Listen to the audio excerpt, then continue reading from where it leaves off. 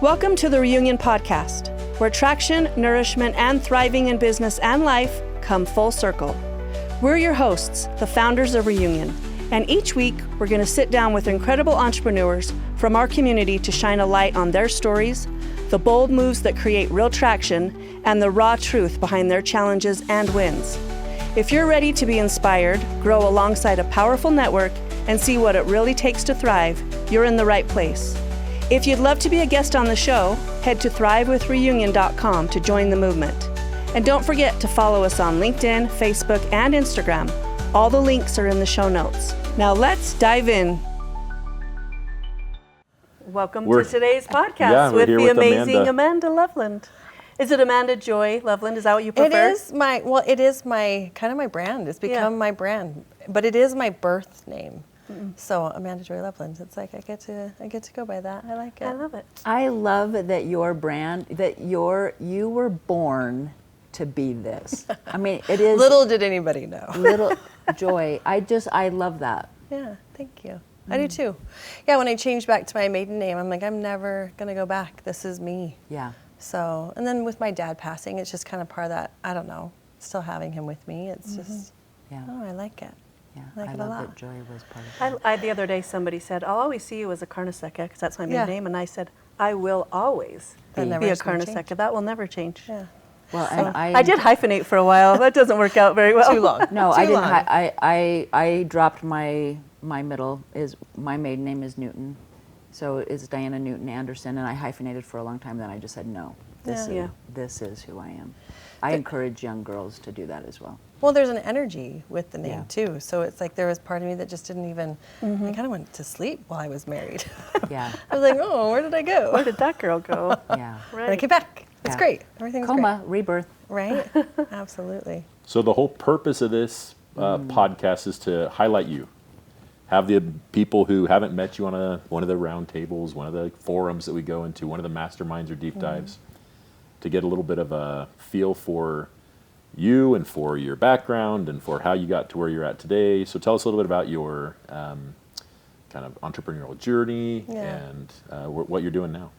On the way down, I was thinking about that because you get tired of telling the same story. I was like, is there a way to tell this in a different way? And all three of you already know my story, but the short, condensed TED Talk, the short and condensed is background in business and clothing, fell into that, and was in a relationship with my husband at the time where we ended up having 9 companies. I actually don't tell that part very often. I don't know if you know that. I didn't know that. I didn't know there was 9. There was 9 when we parted ways. Yeah. And it was a shit show. It was like It's a lot of work. It was too much. Rarely do people run 9 successful businesses at the same time. Oh, they weren't 9 successful businesses. That's That's what where I'm I'm saying. like, That's impossible to do. so no one person can do all of this. Yeah. But, and that's partly why I ended up taking over Modbod, because I'm like, I need to step in here and do this part, which was a challenge because at the time I was Mormon and mom, and it's like that part, especially back then, was like I had to hire a nanny, but we didn't want to call her a nanny. We called her a mother's helper because that was a little taboo. But man, I loved it. I loved stepping into business, and then did that for 12 years. Went through my spiritual journey and fell into shamanism, and then fell into becoming a master NLP practitioner, a shamanic practitioner, all sorts of energetic things. And I was running a clothing company, and it didn't make sense. But there's those times in life where you just have these things come in that you're like, oh, I'm supposed to do this. I don't understand why. And later it'll make sense. So that's how my life has kind of rolled, if you will. Closed my doors in 2019. Stepped into retreats, wrote and published my first book, started podcasts. I got to do a podcast with Jess. What was the name of our podcast? What is personal is universal. Yes. I was so brilliant at the time. We thought we were so brilliant. We still get downloads. I know. And it's been 5 It's been 5 a years. while. Wow. Yeah. That's So, cool. Yeah. So we got to do podcasts together, which was super fun. I don't even remember how That's that kind came of when- about. Well, They were she's a doer, right? So I had Yeah. just made a comment. We were introduced by a mutual friend, and I was like, I would love to do a podcast. And she's like, let's do it. So literally, we sat down and made it happen. Just started. That is probably one of the recording. best compliments. I'm a doer. You Thank really are. Like, you're like, let's not talk about it. let's get it done. Okay. Is that next Thursday at 4? Literally. Be at my house. And 10 like she a.m. did all the technical stuff and everything. Like Wow. she's just like, you're just so amazing. You have so many skill sets that way. You're just like, well, it needs to get done, so I got to figure it out. I mean, that's part of entrepreneurship anyway, but. Yeah, absolutely. And that has been a lot of my life. Mm-hmm. I mean, I would say all of us, kind of life has just handed you things. You're like, you got to figure it out. And so Keep walking. right? What's led me here today has been just a unique piece of me stepping more and more into a lot of my gifts, like just my innate gifts of my genius. I have a lot of gifts and the ability to tap into someone to help them come back home, whether it's within business, whether it's in a personal dynamic. I have a lot of skill sets with navigating different dynamics in life and even just the business pieces, but then also like I love speaking on stage. I have something coming up next year. I'm like answering this question I'm trying to like answer it in a way I've never answered it before, and now I'm fumbling. So No, you're doing that's great. fantastic. Yeah, I no, got I think it. you're doing great. We can ask a Actually- little more poignant questions. Like, you said you shut down your business. You knew you had to go do something else. It was misaligned, running a clothing store as you'd kind of been called into this other sphere. It's like not relative. It's not at all close to what you used to do, right? Not It's like even close. this didn't all the things you learned in business didn't lead you to this. It was like a paradigm shift. Yes, and right, like everything always leads, like they all come together. And so when I'm becoming a shaman, I'm understanding that everything is energy and just this deep innate need that everyone's looking for of feeling seen, feeling heard, like wanting more. I started trying to infuse that with Modbod. And I actually spun off a direct sales company for a while, which was a lot of money and a lot of time. And but it was a really beautiful, like we took it on the road and got to sit in our booth, and women were crying because we had like this intention and this purpose now behind the clothing, which clothing is the largest, or your skin's the largest organ on your body. And we have all these fabrics touching. So what would happen if we started infusing crystals into it and like affirmations? And so I was kind of merging them. And as I'm starting to like tap more in, stepped out of religion, tapping more into what's my spiritual center, how do I receive intuition and inspiration, I actually was shown to close my doors. Like I wasn't, same thing with even like most things in my life, it's like I wasn't necessarily asking, all of a sudden it's like, and now let's go over here. New You're chapter. Like, okay. It's the listening part to those And then the messages doing. that Yeah. you were getting them done. Yeah. Yeah, and then the doing. So I love that I have that business background, because now the clients, a lot of my big clients that I work with now are very successful entrepreneurs. And because everyone is just trying to find themselves. It's like it doesn't matter what they have, how much money they have, how much success Truth. they have. Absolutely. It's like wherever you go, there you are. Yeah. And so I actually just got to have a really powerful experience with a client, a woman that I facilitate with. We went and did a whole like somatic kind of experience with him, and oh my gosh, it's like the most soul rewarding thing to watch this man who's didn't know what happiness was. Like he has never felt joy, never felt happiness, to completely have this 360 and walk out of that just completely changed. Just like, oh my gosh, it's the So most rewarding. amazing thing. Well, and I'm noticing that especially as this generation of woman gets older, it used to be that it was not kosher to lean into your strengths. It wasn't even kosher to broadcast them. And I've seen a complete falling away of that. And maybe this is men. I'm just more aware of it in the woman sector. But just being okay with saying, this is a strength of mine.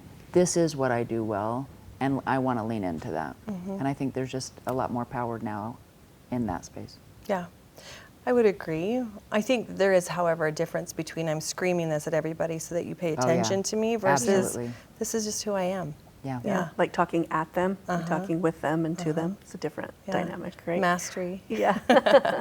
I'm in high school and you're in elementary school. You're like, okay, I got it. Yeah. So as you're talking about this gentleman that went through this transformation, like where does that take place? Is this at your retreats or are these one-on-one sessions with This was a private, because I had been working with him for about 1.5 years, and he just got to a place where it's like it's time to actually do it, because he doesn't live in the state. So we met up at, I have access to a beautiful home in Springdale, Utah. in Yes, you do. Zions. So we met up in that space and got to do just amazing work for 2 days. I love that. Yeah, in person sometimes is what it takes to like really get the next shifts. Breakthrough. The chemistry. Yeah, yeah. That's cool. And you're hosting a retreat soon. In October. Yeah. Yeah, I hadn't done a retreat for a while. I've been a little busy, but then when they start calling to you, it's like, all right, now it's time to go do another one. You've So- done several. I've attended some Yeah. myself. Yeah, they've changed a lot because I've changed a lot. Yeah, for sure. I'm sure, as we all do. Right? Yeah. These are just women retreats, right? No. Oh, men No. and women go to the same thing? Okay. Yeah, the one Yeah. I went to, Kelly and I both went Okay. to. Yeah. There were other men there too. That's great. Okay. Yeah, that was a little while ago. It's It's a all long inclusive. while ago. You guys aren't excluding the men. Nope. In No. a lot of these retreats. Nope. They're like, we don't want any like testosterone in this room. It just changes the No, changes I the- love the dynamic of both. I mean, they I both agree. have their place. I love women groups and then masculine, feminine energy. Okay. We've done a lot of like circle groups that gather, do spiritual work, and sometimes it's men and women, and sometimes it's just women that I've So done how do with people Amanda. find out about the next retreat and the following after that? Do you have a website? Is just I do. AmandaJoyLoveland.com? Yep. Wow. Yeah, I do a Good lot. guess. Good. Wow. I know. Good guess. Go figure. Who knew? I actually don't advertise a lot about my retreats. A lot of them are just word of mouth, and I'll post a little bit on social, and they fill up, so that's good. But yeah, you can find stuff about me on AmandaJoyLoveland.com. Okay. Well, and you've written Some some good- books too. I have. I'm currently writing 2. I get to go fly out at the end of this month to go finish one of my books, go to the BVIs, and I'll be on a TV show called Writer's Island, which sometimes I'm like, why am I doing this? Anyway, so I'll be finishing a book that I started in Kauai in January called Weavers of the New Earth, The Reemergence. I'm a really big believer that as we shift and evolve and we come more into our knowing of who we are, it completely changes our planet. I do believe we have the ability to bring heaven on earth.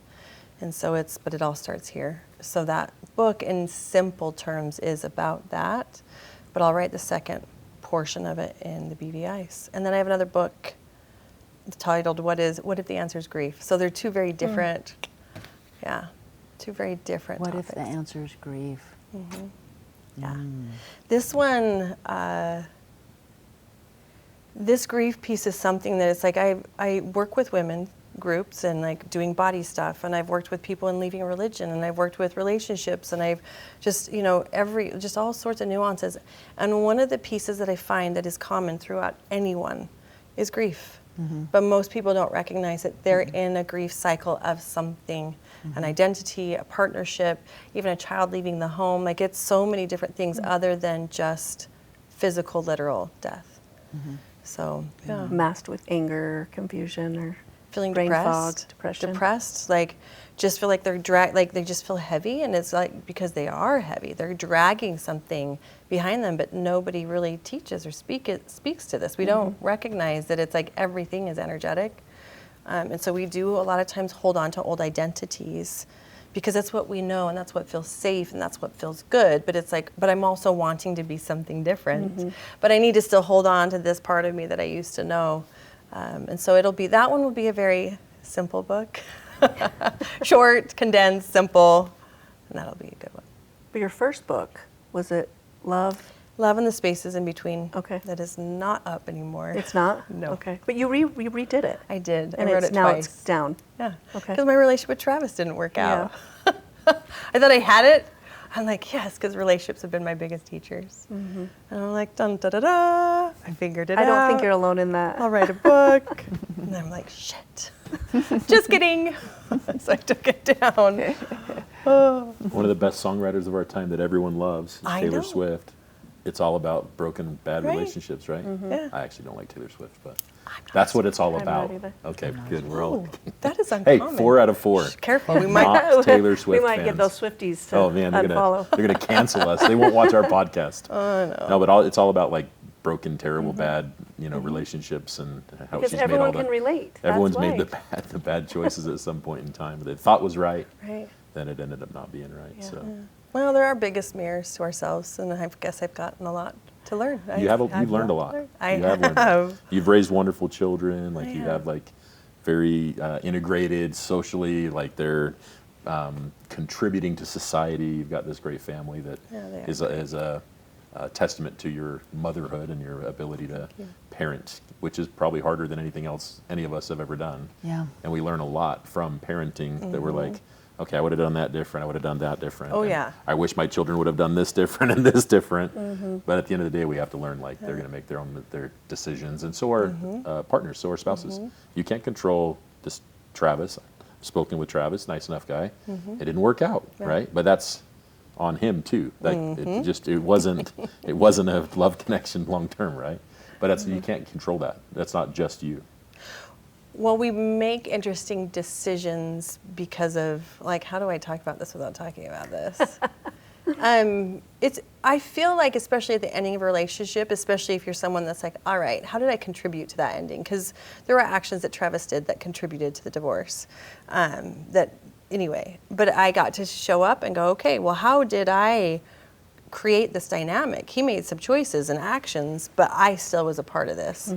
And we'll feel the consequences of them. Well, and not even, but it's always like this place of, okay, could I have done better? Could I have shown up more? Could I have seen him more? Could I, there's like those places that I think there's a fine balance in this. And I was just speaking to someone about this a little bit ago, of being a victim to a dynamic and not being the victim to the dynamic of like, okay, this happened to me, but I also was this co-contributor to it. Like, this was a partnership. If it's a friendship, relationship, whatever it is, like how did I show up in that created and brought that into my arena?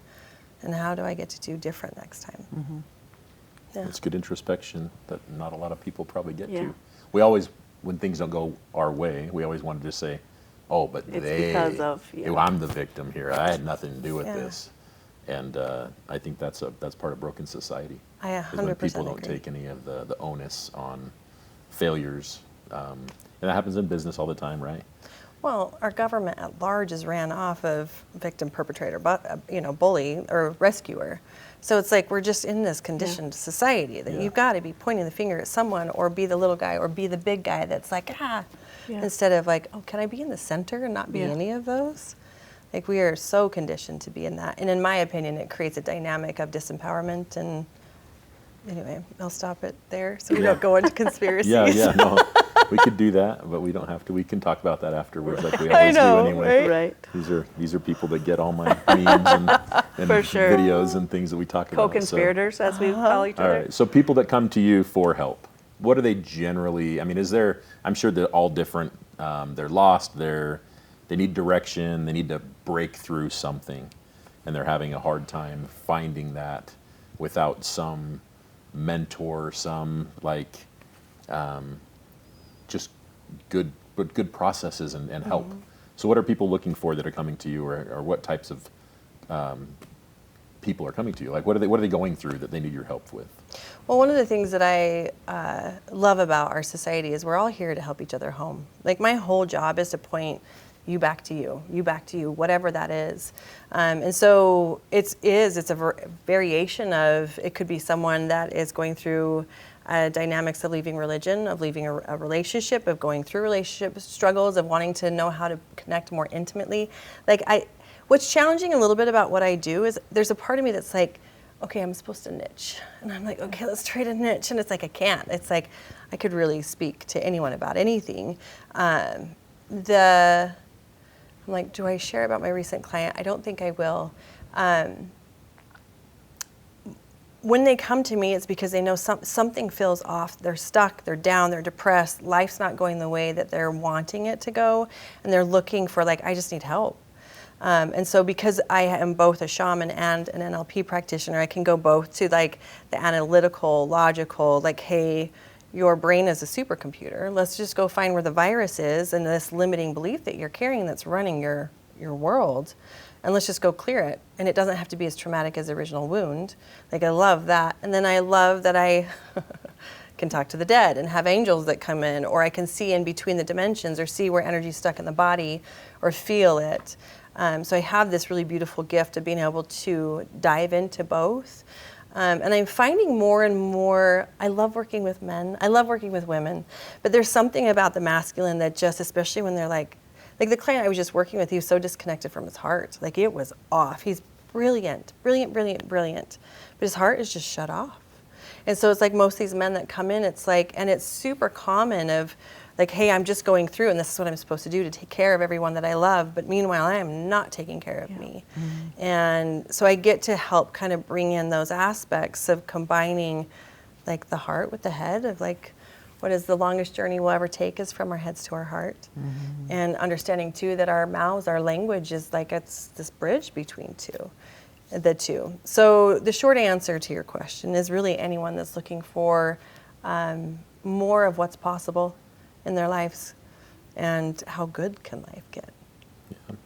Humans are complex creatures, so there's no like one straight answer, right? We have some of the most successful people, wealthy people, that from the outside appearance, we would say that person has it all. And then you'll find out that they committed suicide or something, and you're like, oh my gosh, like what could possibly be so hard in that person's life? But they're disconnected from their heart, they're disconnected from other people, and what we see as success, because we see that fame and money and whatever is success, but to them success might be just having authentic relationships with their siblings or their family, or their father didn't love them, or their mom didn't, whatever it is, right? And they just didn't have that. So humans are complex, and we all come with these different set of instructions. If you've ever parented more than one child, they don't all get parented the same way. You know what I mean?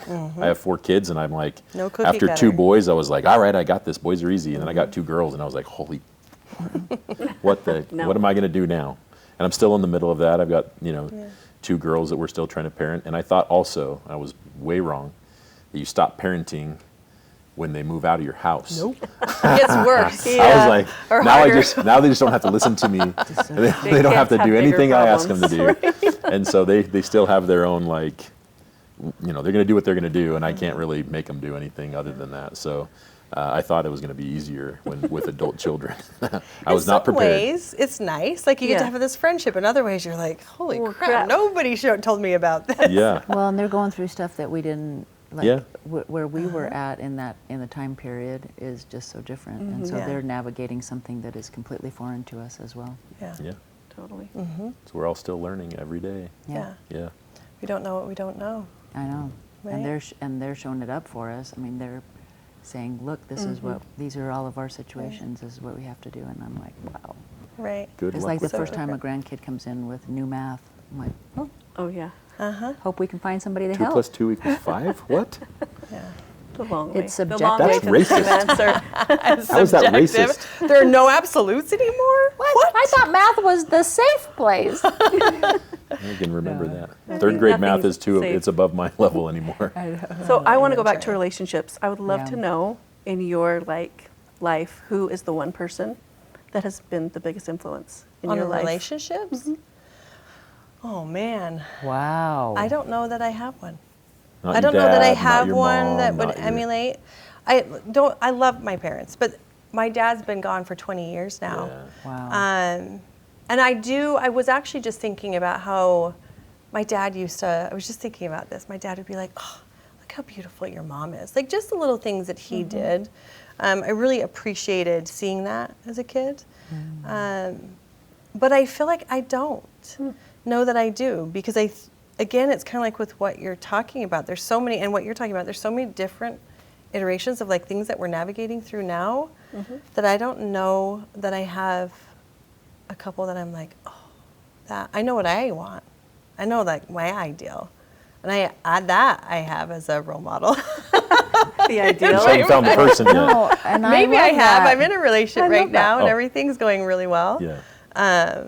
Yeah, but I don't know. Because that I think have. if the answer doesn't come right away, It right, doesn't. then there's not. So Yeah, everyone. I love that. Yeah. Well, everyone. also our parents were parenting and making their relationship in the 50s. The 50s Right. was So different. so different. So different. Yeah. And our kids are, I mean, it's just way different.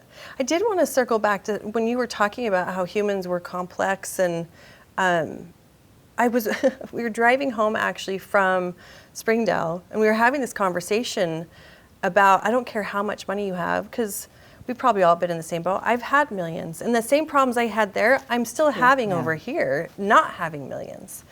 And it's like, I feel like we often like put this thing out, this ideal that when I have this thing or I do this, then I'm going to be happy, then I'm going to be at peace. And it's like, wherever you go, there you are. And my friend Holly and I were sitting there talking about it. We go to the bathroom and there was this cute worker in there. She's like, I'm sorry that I'm listening to you guys. She's like, I completely agree. I'm like, I don't care who you are. You still are carrying the same problems.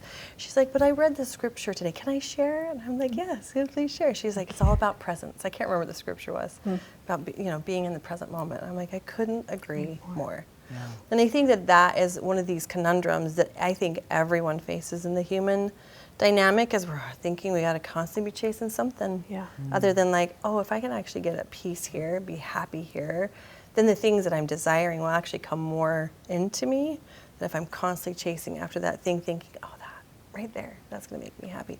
So with relationships, it's been an inside job. Still getting, but I'm getting pretty good. I think I'm getting like, I think I have more the mastery. answer could be you, right? It might, I don't know. It might be. I don't know. You're going to think about it now. Maybe. Maybe. Yeah. Interesting. So you've done more than our podcast. Yeah. So do you have a podcast? You don't have one now. I'm about to start. That's what I was talking to out there. I'm about to start another one. I think it's going to be like Vibe with Amanda or something. I don't know. But I've been needing to start another podcast. Because you did ours, and then you did My Leaving Religion was a really good podcast. You did that one for a while. A long time. Yeah. And then you did another one after that, right? No, I did I started for a second. Okay. Again, I like the niching and I love the Leaving Religion, but it was not something I wanted to do. This was another thing that came in of like, and when I say come in, I'm like in meditation and prayer, and it's like this inspiration that just hits, and you're like, okay, I guess I'm doing that. People will be blessed by this. You need to do this. Well, and when I did even the book, so my second book was Leaving Religion, a guide, and the podcast that came in with it, it changed my life. Like my relationship with God changed, because I'm sitting here talking to all these people, and then I'm like, wait, I haven't really looked to go, what's my relationship now with God? And just being able to sit with people and their stories, because I never came from attacking. Like I think whatever anyone chooses, fantastic. If you're happy, you're at peace, like go do that thing. And so when it came in to do this, it was like, you're not supposed to attack, you're not to come with any kind of malice, any kind of anger. And when I left my faith, I didn't have any of that. And so it got to be this really cool, like, all right, tell me your story. Like, because it is heartbreaking. When people leave their religion, it is a painful, solo, very alone journey. And so having these people come on and be able to share their stories, and then what did they do past that, was really helpful for, I still have people, I had somebody just reach out the other day that's like, oh, thank you that you still have this out there, and so I have a podcast that will be starting soon, but I don't know what it's going to be called. It's something with Amanda Joy. I love it. I know. You guys will have to be on. Well, yeah, when we were doing our podcast, it was like, we both just knew that it was time for something to shift, and I wanted to do a separate podcast, and you immediately knew the religion. Leaving Religion was just like... Yeah, it came in at the same time, huh? That's so cool. Yeah, it was like, you just knew exactly that's what was next for you. Yeah. And there were so many great conversations. I sent a few people your way that I knew had great stories. Oh, Chris. Yeah, Chris was one that was so great. Yeah, and Terry, didn't Terry? Or did he not ever? I don't think Terry ever did. Yeah, just great conversations of people that, I've watched people leave religion and they felt so alone. So the conversations that you had, I know helped so many people. Yeah. Well, the thing that's attractive to a lot of people about religion is the community. So then when you walk away from that, and then they feel abandoned, they feel more abandoned. Oh, yeah. Yeah, I actually had people that were still within the religion saying, I've been listening to your podcast so I can help understand people, what they're going through when they leave, because they're still wanting to be able to have those connections, those friendships. They're like, I don't know what to do. So she was actually a Relief Society president. I can't remember anyway. And I was just like, cute. It gave her a different perspective that she didn't. Yeah, she was really appreciative of it, just hearing, because it, again, wasn't attacking. It was just them telling their stories, their experience, their heartache, and then what they learned from that, and like what their connection was to God after. Well, and how wonderful for parents that are watching their children struggle. Yeah. So, yeah. What a wonderful service. Yeah, it's been a great part of my journey, and I'm like, okay, well, that's over here. Now next. Good and bad. Yeah, Tell us about any daily routines or habits that you can kind of help attribute to your path that you're on now or to your success. I like doing, and I advise often to do the sacred pause. Especially most of us that have so much going on, a lot of times we just get into go, go, go, go, go. It's like having the sacred pause, whether it's even in a breath, before decisions or before a meeting or before a phone call, like having those moments to drop in and check in. Okay, now I can move. Like I think even I made those my seconds. mom do that a lot. Yeah. Growing up. Yeah. There was lots of those like, okay, I can do this with this kid. You made your You mom do that to you? unintentionally? Yeah, I made her do one of those today. That's what actually, he on my- remembers the most is on that my she way- was like, That deep sigh. Yeah, it took me way Matt. back to childhood right there. Like, the no, PTSD that's all- of it for Exasperation his of my mom. mother. Yeah. Yeah. I'm also a really big believer in sitting in rumination, and really in whether meditation or rumination. But one of the things, and this is a paradox, so I'm going to speak to this, but it's really important to know where we're going, right? This is what I want to go. This is what I want to accomplish. I'm telling my mind, my subconscious mind, this is where we're going to go. But it's this or something better, because we don't know what we don't know. And so in rumination, if I visualize that and I can picture in an unknown time in the future, that's the most appropriate. This is where I am. This is what I have. This is how it feels. This is the texture of the walls, the sound, the smells, the way the light is coming through. Like I have this visual of being in Italy on cobblestone, and like it's just a very, very somatic visual. And you'll find that most very successful individuals will sit in rumination for hours. And a lot of times less is more. So doing less when you're in more of that space, because we are energetic beings. We think that we have to do. And it's like, if it's inspired, absolutely. But if we're just in the mechanics of just going through life, we're missing. That's why the sacred pause comes in. Wow. Just thinking, my mom had a different word for it. Shit. You have it. You know, when you have those children that made you pause all the time. 100%, yeah. I mean, we all do. I deep sigh a lot. When I left my office or my company and started at my house, Yeah. I shared an office with my husband. And unbeknownst to me, I do a deep sigh a lot. He's like, Because oh he's boy. like, what's wrong? Nothing, why? You just did the deep sigh again. Yeah. And I think it's the way I just reset.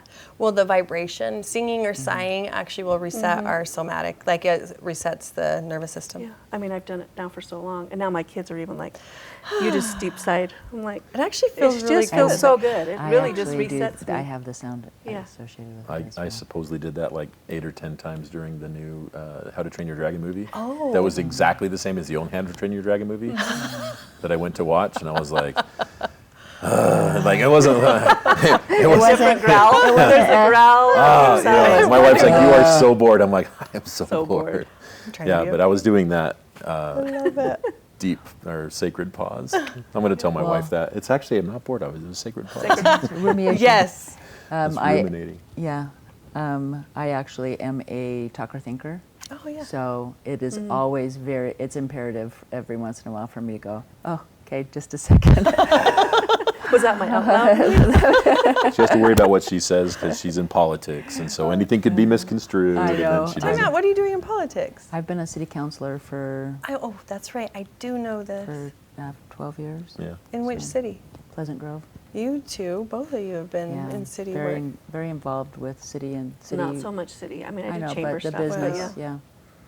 Good for you guys. I'm so grateful there's people like you in the world, because it is not my thing. No, No. and there's, and we've talked about this because people are angry and they want to come, and most people just want to feel expressed. But there is that moment where a sigh, little pause, and maybe even let me see what it is that they're needing. But then there's always the ones with the little, where I have expletives that I'm trying really hard to filter. Sometimes there's under the table gestures. Whatever you got to do to get it out. Yeah.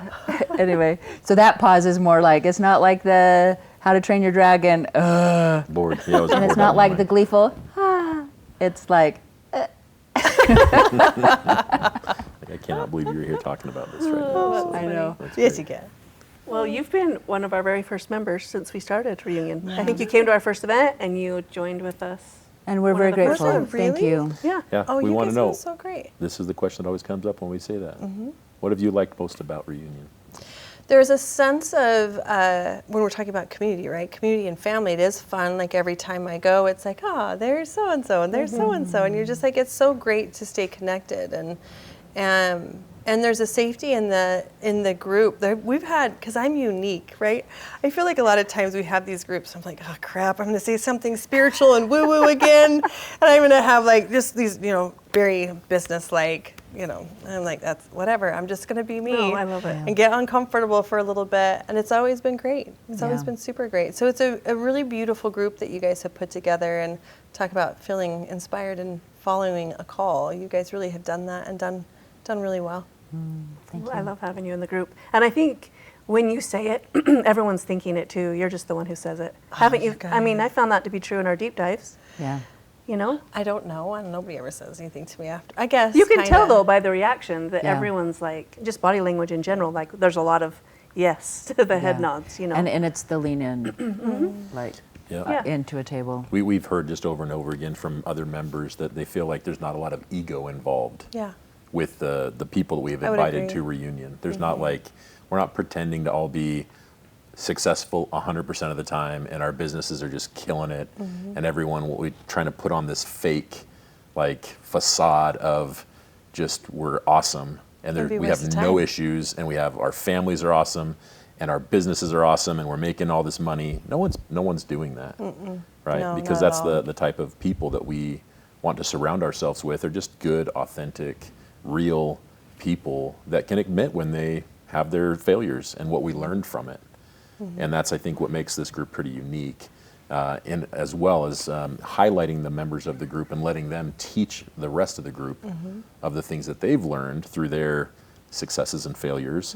And it's interesting how more often than not people go into what they learned from failure Oh, yeah. than always. standing up there in front of the group and just saying, I've had this successful exit and this successful exit and this, I'm looking for my fifth multi-million dollar, people don't get up and talk about that. Yeah. Because that would just be, I think it would be misaligned with the group, and I don't think it'd be all that well received. But those aren't the people we're inviting.